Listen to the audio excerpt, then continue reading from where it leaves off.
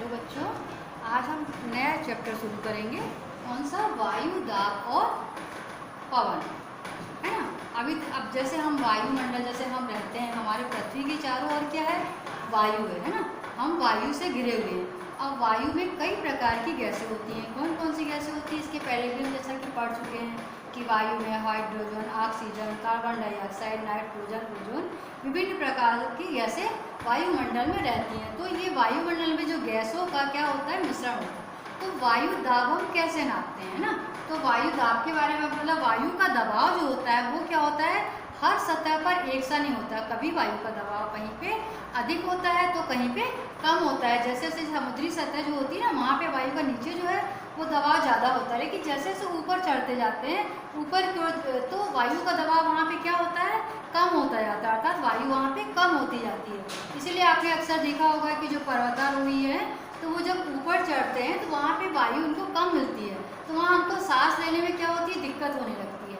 तो आपने अक्सर देखा होगा कि जब ऊपर लोग चढ़ते हैं पर्वत में तो वो ऑक्सीजन का सिलेंडर लेके चढ़ते हैं। क्यों? क्योंकि वहाँ पे वायु कम होती है, हवा का दबाव कम हो जाता है ना। तो आज हम इसी वायु दाब के बारे में पढ़ेंगे कि वायु दाब में पवन किसे कहते हैं। ठीक है। तो जो पृथ्वी के चारों ओर क्या है?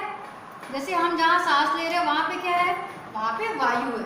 तो जब वायु धरातल पर मतलब जमीन पर क्षैतिज दिशा में चलती है, क्षैतिज मतलब कि ऐसे ऐसे क्षैतिज दिशा में, तो वो क्या कहलाती है? जब वो क्षैतिज दिशा में चलती है तो क्या कहलाती है? पवन कहलाती है। अब पछुआ हवाएं और जो मानसून में चलती है उनको क्या बोलते हैं? मानसूनी हवाएं। तो पछुआ हवाएं और मानसूनी जो हवाएं होती है वो क्या है? पवन के उदाहरण हैं।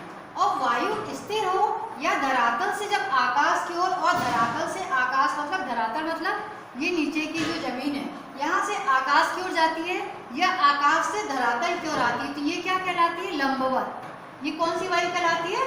लंबवत। तो जब ये जो वायु जो है जो आकाश धरातल से आकाश की ओर और आकाश से धरातल की ओर चलती है तब उसको हम क्या बोलते हैं? वायु कहते हैं। ठीक है। तब हम उसको क्या, जब ये लंबवत चलती है तो उसको हम क्या बोलते हैं?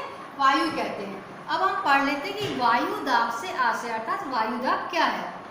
तो वायु विभिन्न गैसों का क्या होती है? मिश्रण होती है। वायु का अपना भार होता है ना, वायु का अपना वजन होता है। धरातल पर वायु का यही भार क्या कहलाता है? धरातल मतलब जमीन, वहाँ पे वायु का जो यही भार क्या कहलाएगा? वायु दाब कहलाता है। अर्थात वायु का विभिन्न गैसों का क्या है? मिश्रण है और वायु का अपना भार होता है और धरातल पर वायु का यही भार जो होता है वो वायु दाब कहलाता है। जैसे आपको आई परिभाषा कि वायु दाब किसे कहते हैं, तो आप क्या लिखेंगे कि वायु क्या है? विभिन्न गैसों का मिश्रण। वायु मतलब जैसे जो हम वायुमंडल में जो सांस लेते हैं तो उसमें विभिन्न प्रकार की गैसें होती हैं, oxygen, carbon dioxide, hydrogen, nitrogen, है ना, ओजोन। तो विभिन्न गैसों का क्या मिश्रण होता है और वायु का अपना भार होता है।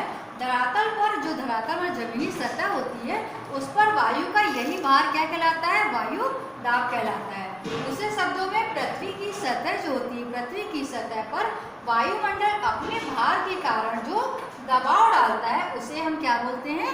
वायु दाब कहते हैं। अब वायु दाब को मापने की जो इकाई होती है उसको हम क्या बोलते हैं? मिलीबार।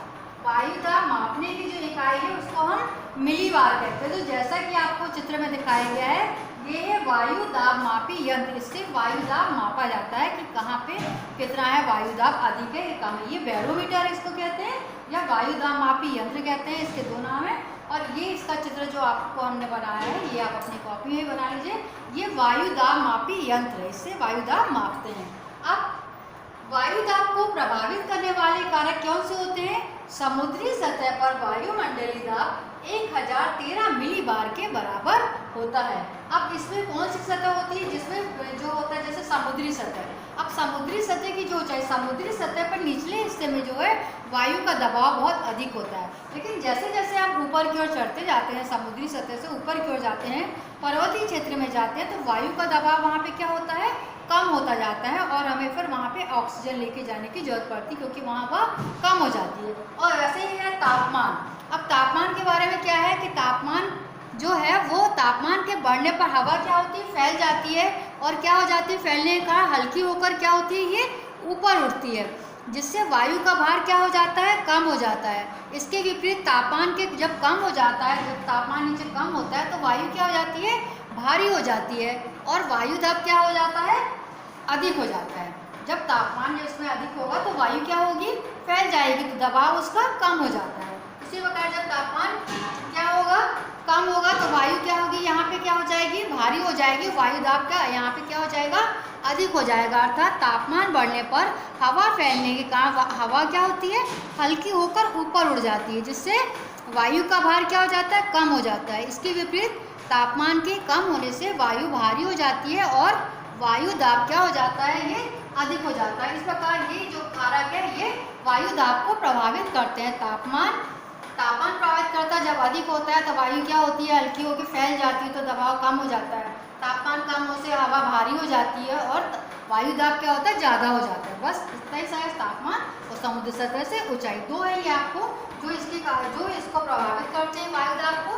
तो आज हमने पढ़ लिया वायु दाब और पवन, ये है वायु दाब मापी का चित्र। अब पृथ्वी के चारों ओर क्या होती है, वायु होती है, और जब वायु धरातल पर क्षैतिज दिशा में चलती है, क्षैतिज मतलब आड़ी, क्षैतिज मतलब ऐसी दिशा में जो वो चलती है आड़ी दिशा में, तो क्या होता है, पवन कहलाती है। जब वो क्षैतिज दिशा में चलती है तो क्या कहलाती है बच्चों, पवन कहलाती है।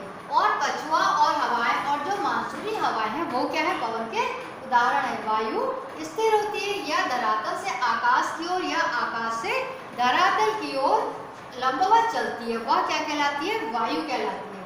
अब वायु दाब से क्या अर्थ है, वायु विभिन्न प्रकार के गैसों का मिश्रण होती है। अब वायु को अपना क्या होता है, वायु का अपना वजन होता है, उसका अपना भार होता है, और धरातल पर वायु का यही जो वजन जो भार होता है वो क्या कहलाता है, वायु दाब कहलाता है।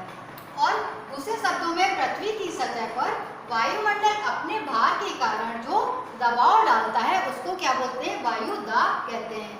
अब वायु दाब के नापने की इकाई को क्या बोलते हैं, मिलीबार कहते हैं, जो कि यहाँ पे हमने लिखा हुआ है। इसको नापने की इकाई को मिलीबार कहते हैं। और समुद्री सतह पर वायुमंडलीय दबाव कितना है, 1013 मिलीबार के बराबर होता है। अब वायु दाब को प्रभावित करने वाले कारक कौन कौन से होते हैं, पहला समुद्र सतह से ऊंचाई, दूसरा ये तापमान होता है। बस इसकी दो जो है मेन बात है, ये इसके कारक जो है प्रभावित करते हैं।